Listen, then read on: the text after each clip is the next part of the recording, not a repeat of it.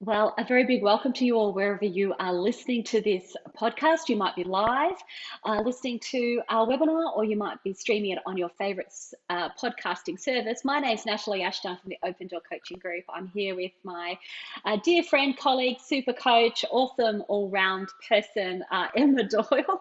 Hello to you, Emma. G'day, everybody. Super excited to talk about belief with the one and only Natalie Ashdown. And I do think that my adjectives that I'm using with you, Emma, are growing every week. But it's because I'm excited to have you join us on the line each time, or perhaps you're listening to this, as I said, on your favorite streaming service. Yeah, we're here to talk at Coaching Cafe, what makes a great coach. We're here to talk about belief today, and maybe break into song around I Believe I Can Fly. Hopefully that doesn't happen. But before we begin, let me just acknowledge the traditional owners on the lands on which we're all meeting today.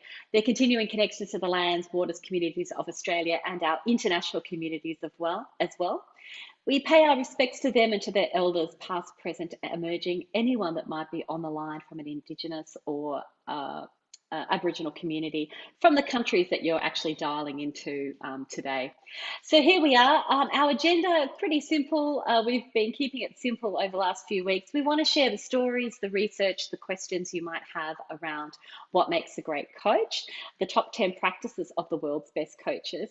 For those that are new to the Coaching Cafe, welcome. We are all about creating a community, sharing learned experiences. There's hundreds of years of experience of coaching on the line with the alumni and our extended networks.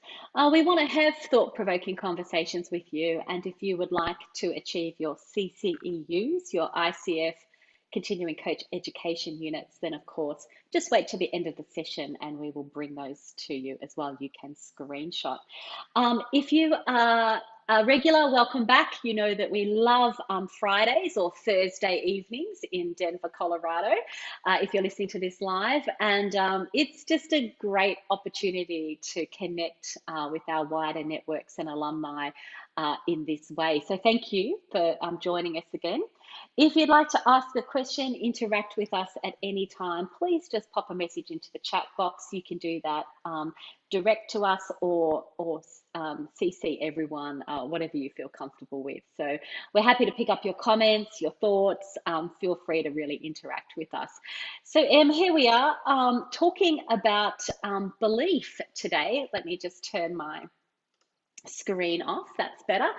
And you know, over the past weeks together, Emma, we've talked about 9 out of the 10 practices. So it feels actually fitting that we talk about the 10th practice. It's not the 10th practice in the book, but we talk about the 10th practice today, which is belief. It will probably come as no surprise to the coaches on the line that we have that we really believe in our coachees. I think that's one of our core practices, in fact. So that's no surprise to coaches on the line. But in the book, you share a great story about Richard Williams and his belief in his daughters, Serena and Venus Williams. So could you kick us off with that story, perhaps, just to get us into thinking about belief today? Yeah, I would love to, because this chapter is very heavy on my time at the Nick Bollettieri Tennis Academy, now known as the IMG Academy. But on page 28 in the book, you can see here that Richard was known to have had a 74-page plan that mapped out the steps for success for his daughters. So when the legendary coach Rick Macci, of course, famously suggests that Richard might just have the next Michael Jordan in Venus, he replies, "Oh no, brother man, I got me too." So to have that belief in his daughters, and even the way that he went about training them and taking them out of junior competition, not necessarily exposing them to the rigmarole of junior tennis tournaments, which can sometimes really suck the life out of you. He really, you know, from the get-go, and meeting him in person was one of those. I could feel the undying, unwavering belief that he had in his kids, and this was really supported as well. You see it in the documentary. It's a great it's a great viewing. But he really does, even in that, when he does show his daughters to expert coaches, you can see it in them as well, going, wow, these girls have something, the way they could just generate racket head speed, for example.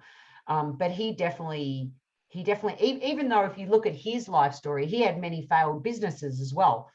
So, you know, it's that age old saying of an overnight success 20 years later. This business failed, and this failed, and this failed, but he knew and really believed in his daughters, so much so that their belief in themselves was really evident as well from a young age. And we talk about that in practice too, in the book. Yeah, he Mm. absolutely believed that not just one, but both of his daughters would be world champions in tennis. And of course, that story has been written and rewritten over many times. You mentioned you met Richard, Emma, but you also met Serena, which is a really nice little segue in the book as well. Would you mind telling us a little bit about that story? Yeah, well, when I rocked up at the Bollettieri Academy, there were so many amazing things that happened and people that I met. But when I had an opportunity, when I wasn't coaching myself, I would just go and watch the greats practice. The whole theme throughout the book actually is about how do we learn the look? How do we go just rock up at these places, and how do we listen? And also, so I was sitting there and I was writing down every drill that they were doing. And the first interaction I had with Richard, he actually said to me, he said, "Little girl, what are you doing?" He called me a little girl. I'll never forget it. He goes, "What are you doing? What are you writing down? Are you?" He thought I was scouting against her, and he wasn't very happy about that. And I was like, "No." I went over and I again had this courage that I'm not sure where it came from. I remember saying, "No, I'm Emma Doyle from Melbourne, Australia," and his hand, this massive hand, just like shook. It was almost like it ate my hand up. It was so, I'll never forget that moment. I was like, "No, I'm just writing down the drills." And he goes, good, we're preparing for a tournament, please don't take any notes. And I was like, "Oh, okay." And then of course I waited and waited until Serena had finished, and I wanted to ask her tennis questions because I was just so in love with my coaching learning back then. And what happened, I got a lesson 101 in rapport building. And that is, who cares what I want to talk about? She's like, "Oh, you're from Melbourne, Australia." She wanted to talk about shopping down Chapel Street and all her favorite shops and coffee and just the Melbourne lifestyle. And so I didn't get any of my tennis questions in, but it was a great early lesson in, Emma, don't worry about that. Just build that rapport first, and then maybe you can ask a question, along the lines of what I was there to want to try and learn a bit more about. But it was a wonderful experience, and just watching them at that young age when they had the beads and just watching them train, I'll never forget it.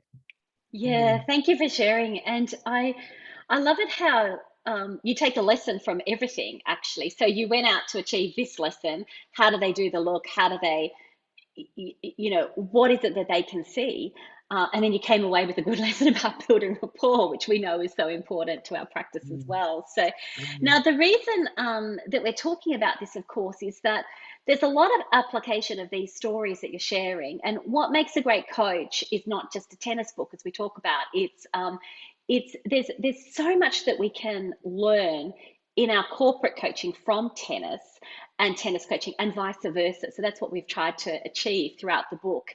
And it's been lovely that people have given us that feedback as well, that this really is a book for workplace and managers and workplace coaches. That's the way we designed it. But Emma, it struck me that I think the lesson here, and feel free to jump in on this, I think the lesson here is that what if managers in the workplace believed in their people like Richard believed in his daughters? People have said, "Oh, that's unrealistic," but I'm wondering about what difference would that actually make? I'm talking about authentic belief here, but if managers, if we have it as coaches, but what if managers in the workplace had that belief in their people, like Richard had his belief, like you had the belief back then? What do you think about that? What difference would that make? And people can feel free to jump in and give us their opinions as well, of course. Yeah. Well, I think what you've been able to beautifully always bring the tennis stories back in the book, Natalie. I love how we refer to Simon Sinek around people will follow you if they believe what you believe. So if you as the manager, even not just believe in your people, but also believe in the strategic vision of the company, then all of a sudden there's a flow-on effect. And that, what we refer to as authentic belief, enables high performance. There's research to suggest that. That's also in this chapter about how you can uplift performance by 36.5%. Don't forget about the 0.5, of course, through this focusing on strengths.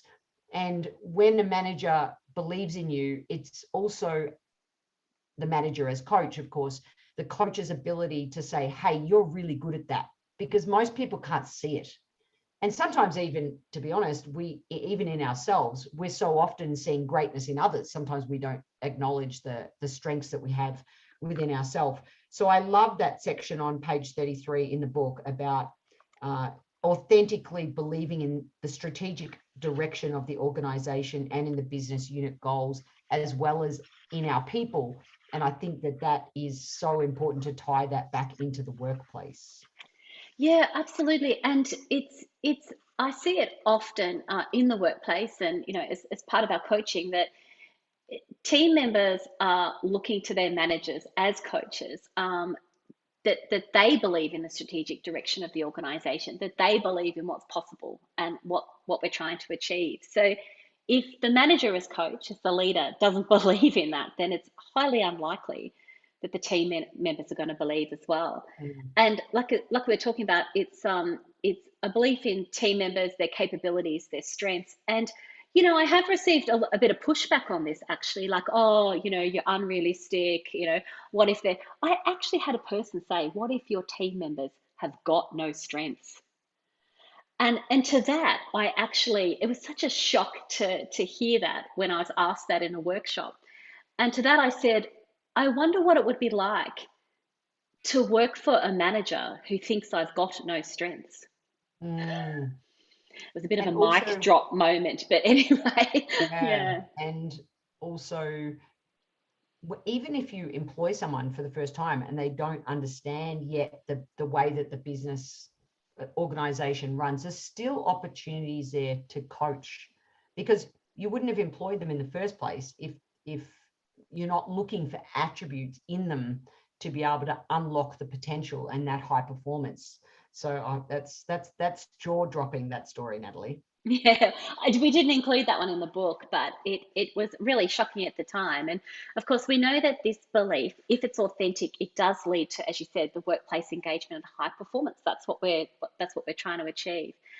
We also have a discussion in the book, Emma, about the tangible things that we can do to build belief in our people. And one of those things is to give people the opportunity to build experience in the work that they're doing. And I feel like managers who aren't coaching want to jump in, direct, tell, or even do it for their people. So I'll just take that on because I don't believe that you're capable, so I'll just do it myself. But tell us more about this, giving people the opportunity to build experience, because it seems obvious, doesn't it? And in tennis, you have to you can't hit the ball for them. That's right. So That's right. just, can you expand on that kind of thinking for us as well?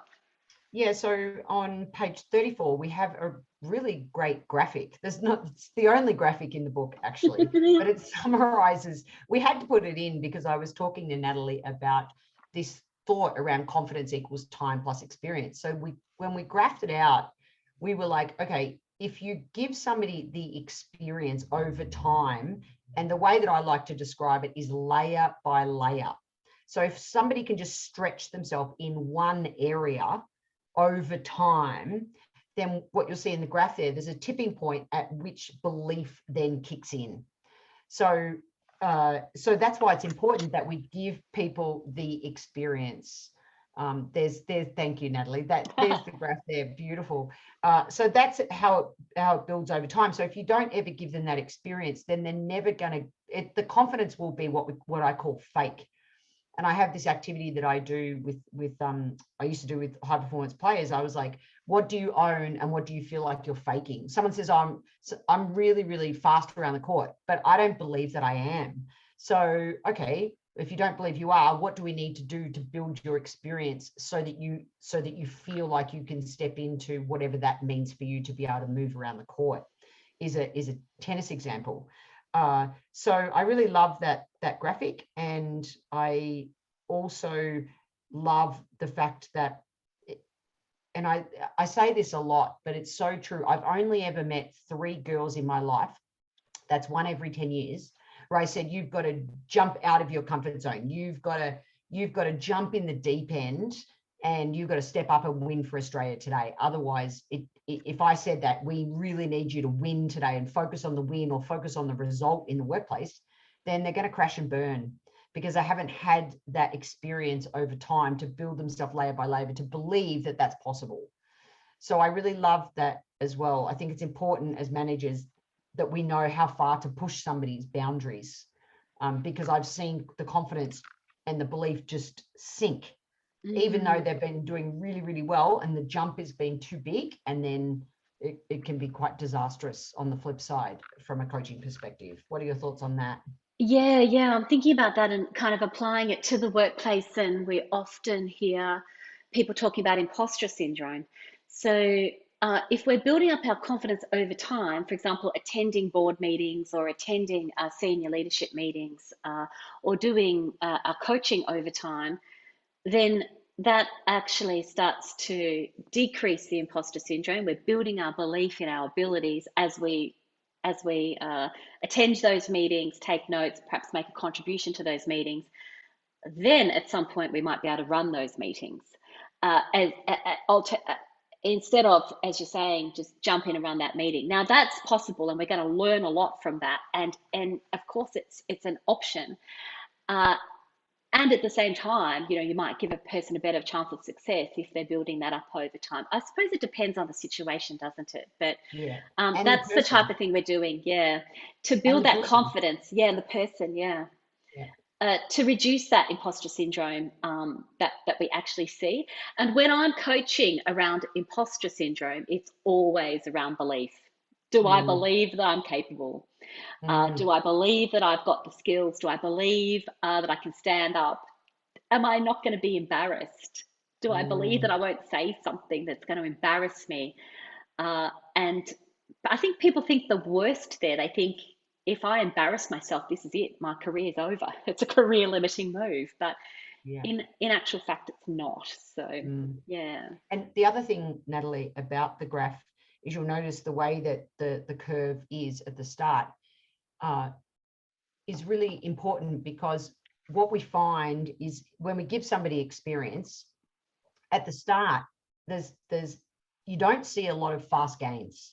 But if you invest in your people, and I'm sure everyone on the line here knows how important this is, if you invest in the leader as coach, the manager as coach, at the start it's going to take them a little bit longer to build the confidence, but then when they do, when you hit that tipping point, then you're going to reap the benefits and the rewards tenfold. Yeah, absolutely. Yeah. And like you said, this will be no surprise to all the great coaches on the line, but we have a huge network of people who are downloading the podcast on a weekly basis who might not be active coaches. So we're trying to think about, how do we show up in the workplace with our teams, and our belief in their abilities. And, it reminds me also, sometimes we just have to look for the positive. It might be as simple as that. Like and I'm reminding myself every now and again about that as well. We can see what we haven't got or what's not working, but let's focus on where we've come from, and our achievements as well. And as I said, Emma, I get pushback on this, in our Leader as Coach workshops. Oh, what? So every kid wins a prize, do they? We've got to believe in them. I don't know. It's not about that. It's about an authentic belief, as we talked about. And building it up over time. Yeah.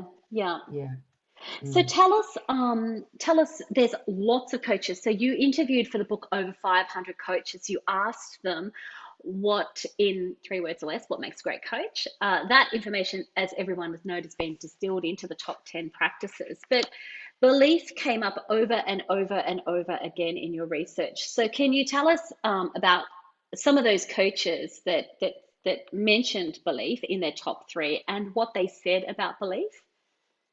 Yeah, sure. One of them that comes to mind is Helen Thompson. So she's a head of a global learning and development for Uber, actually. And Helen is a former alumni of Open Door Coaching. That's how I met her, and so fortunate to spend time with her and really ask her about this. And she said, a great coach is someone who's compassionate, has empathy, and believes in themselves, in their team members, and the company's purpose. So just reinforcing there that it's the alignment. And when you are not aligned, then sometimes, I know that certainly I've followed her career immensely, and she has left jobs when she hasn't believed in the purpose of the organization. So she definitely walks her talk. Other people that said belief, Nicole Pratt, the Chief Strategy Officer of the Women's Sports Foundation, Olga Harvey, Paul Anacone's brother, Steve Anacone, financial coach, Karen Deerhoy, teenage and keynote speaker, Sasha Kaluri, and leadership coach, Mark McGregor. So they're just a couple of other ones. And in the book, there's a beautiful story there about an elite cycling coach. So we threw that one in there as well, even though it's about a child, from coach Saray Weichel, who talks about just building the confidence of being able to ride a bike along a plank. And this kid was really struggling and takes him into the car park, starts with the white line, and just stretched his experience and therefore belief, which turns into confidence over time. So I love that as well, that all these top level coaches are saying that. And one more, if I may, because it was an amazing experience I had with an elite Scottish netball team, the Sirens, and their CEO is a woman called Claire Nelson. And I asked the players to introduce themselves and name one of their superpowers. Now, these are elite athletes, and I thought this is going to be such an easy exercise. I think I asked them to name 3, actually, and they really struggled to name one. And then this powerhouse CEO got up there, and she's like, "This is why I recruited you." And then we broke into teams. Not only that, in their teams, they had to be each other's cheerleaders, basically. And then they had to reintroduce themselves, now listening to all this incredible feedback. But what she believes makes a great coach is a great coach has vision, passion, and empowerment. So even though she didn't say belief specifically, if you have a vision, a great coach has a vision for the team, for their players. You have to be able to believe in the people to get you to where you want to go, and you have to empower each other. And the only way you empower each other is by focusing on your strengths, which then, of course, helps people believe in themselves. So that's the other reason that I thought it was important to put her in the book. Yeah, I love that story actually, and it struck me when you first shared that story, Emma, that you're asking an elite group of athletes, what are your superpowers? So what are your strengths? What do you bring to the game? And it surprised me actually that they couldn't answer that question, or they were holding back, not wanting to ask that question. And I love that question as something that we can take into our workplace as well. We could ask our teams, what are your superpowers? What are your strengths? Of course, we do strength scope workshops, and we do strengths-based coaching, and Leader as Coach has got strengths-based into it. But I think that's one of the really great questions that we can take back to our workplace, as a tangible thing, and actually we're thinking about the big goals we're trying to achieve. We're thinking about the enormous amount of things on our plate. What are our superpowers? What are our strengths that we can call upon? And to have your manager and leader believe in that on an individual basis, it builds high performance.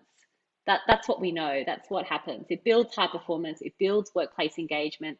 It builds innovation, and that's what we're all trying to achieve. Yeah, totally. And I know some of the Aussies on the line are going to be saying, superpowers, what are you talking about? I know. A little bit of pushback on that word, but I love it personally. I think if you can put on that cape and you know what you can bring to the table, and you're aligned, even your role and responsibilities is aligned with that, then work never feels like work when we're on purpose like that. Yeah, absolutely. And that's a beautiful summary as well. So just pausing for a second to see if we've got any thoughts or comments coming in from the chat box as well. But as we do that, Emma, you've got something very exciting to tell us. There's a book launch. Oh, whoops, nearly told everybody what it was. Go on, you tell everybody what's happening. Okay, so we would love to, this is the first time we've announced it, but we would love to invite everybody on the line to join us for the Melbourne book launch event. So had an in-person one here in Denver, but I will be touching down in Melbourne, my goodness, in less than 2 weeks' time. And on Sunday, the 27th of November, at the Elwood Lounge at 3 p.m. We would love for you to come and join us. We're going to have a fun, interactive session. We're going to be talking about the top 10 practices. We're going to be giving away prizes, but not everyone gets a prize, don't worry. But it's going to be super fun. Natalie and I are going to be talking about the book, the journey, the process, and of course, in true Aussie fashion, even throw in a free drink for you. So, so I can't wait to just see Natalie in person. Obviously, we've done this whole process through Zoom in getting the book from start to finish, and just to be back in Melbourne, driving back on the correct side of the road there. Sorry, all the US listeners. Drinking great coffee at anywhere I go, and just being in the Elwood Lounge celebrating what makes a great coach is something that I can't get this silly grin off my face. So join us. You are all invited. Yeah, absolutely. We can't wait to welcome you home, Em, after 3 years of being away, of course, with the global pandemic and everything as well. So, yes, please feel free to hit up the Eventbrite and RSVP for that event. We're really happy to welcome Emma home and welcome you all to celebrate as well. Well, thank you, everyone. It's been a really uplifting coaching cafe for me, reinforcing our belief in ourselves, in the people that we're coaching, and using that actually to make a difference to capability, to innovation, to engagement, to high performance in the workplace, and of course on the sporting fields that you might be in as well. So once again, Em, thank you so much. The next time we will hear from you, you will be in person here, which is very exciting. Yeah, can't wait. I just popped the book launch RSVP and the invite in the chat box, so please check it out. Super, thank you. Well, thanks everyone. If you're listening to this live, thank you so much for joining us. As we always say, enjoy your coaching. Have a great week until we catch up with you next. And of course, if you are listening to this on your favorite streaming service, of course, enjoy your coaching. We look forward to catching up with you at our next Coaching Cafe.